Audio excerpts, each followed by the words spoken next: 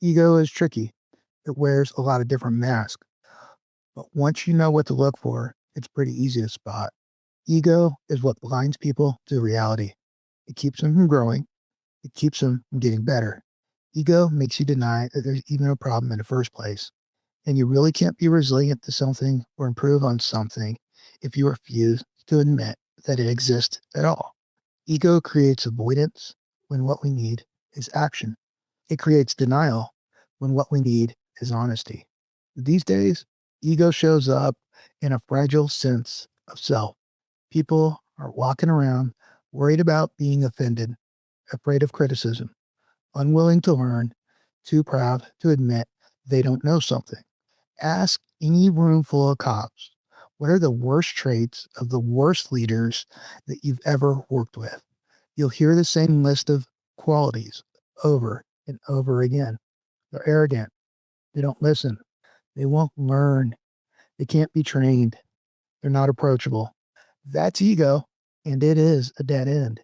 Because if your ego won't let you grow, you can't become stronger, you can't adapt, and you can't build real resilience. Here's the truth: ego doesn't protect your strength, it protects your weakness. Most people build ego to shield their fragile self image. They try to keep everyone at a distance. They fight to protect their reputation. They treat feedback or correction like it's some kind of personal attack. That's not confidence. It's fear pretending to be strength. The Stoics knew this, and Epictetus, I think, said it best. Any person capable of angering you becomes your master. We could flip that around these days and say anyone who could offend you owns you. Think about it. If somebody can get under your skin, they control you. They own your emotions.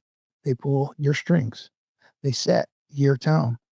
They decide how your day is going to go. That's not strength. That is slavery. So, how do we fix it? How do we build the kind of mental toughness that ego can't touch and can't harm? Well, there's two key things. Number one, remember, if you're offended, then you're complicit in the crime. Here's something else from Epictetus. He said, if someone succeeds in provoking you, realize that your mind is complicit in the provocation. In other words, they said something, but you gave it power. You are the one that made it matter. You chose to be offended. It's a hard truth, but also it's a freeing truth.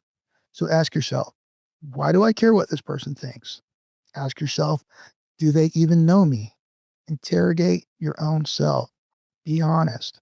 Am I reacting or am I responding? You might want to ask yourself, did I give their words power? And if so, can I take it back? Because you can take it back. You can decide what gets in. You decide what defines you. All right, here's the second part of this, and this is the advice section. I want you to adopt the never offended rule. This is something I started doing in my own leadership and in my own life, and it's worked really well. Anytime I got a new subordinate assigned to me, anytime I started working with somebody new or somebody I haven't worked with in a long time, I would sit down with them and I would tell them straight up, I am never offended. You cannot offend me. Say what you need to say. I don't take it personally. And I do not punish people for bruising my ego because I don't care about my ego. You know what happened? Trust grew, respect grew. We grew as a team, and I grew as a person. I learned how to take negatives and not give them any power. I want you to think about the loudest anti police voices out there. Think about the people who are screaming at their top of their lungs, defund the police, the people who break windows and call us every name in the book. What do they all have in common? Well, I'll tell you. Their catchphrase, the word they say the most often, the thing that they repeat over and over again: I'm offended. They're constantly offended. They're fragile. They can't handle discomfort and they collapse under pressure. They are the opposite of resilient. We don't want to be like them, so we need to think differently than they do.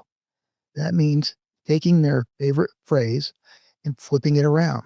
So instead, we want to say, I'm never offended. Here's a challenge. I don't want you to ever be offended again, under any circumstance. If somebody insults you, let them. If somebody lies about you, who cares? If somebody criticizes you unfairly, that's their issue, not yours. Even if you feel the sting, I don't want you to act on it. Don't show it. Don't give them the win. Because the moment you show they got you, they win. You gave away your power. And I think you're better than that. If you want to be resilient, if you want to live a life of excellence, if you want to lead other people, if you want to stay calm under pressure, you have to bury your ego.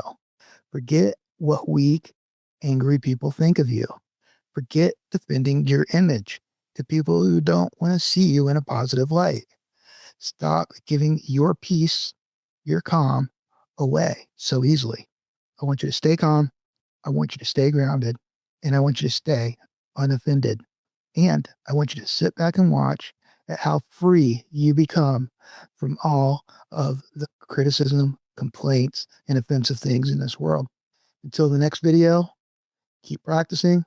And as always, be safe out there.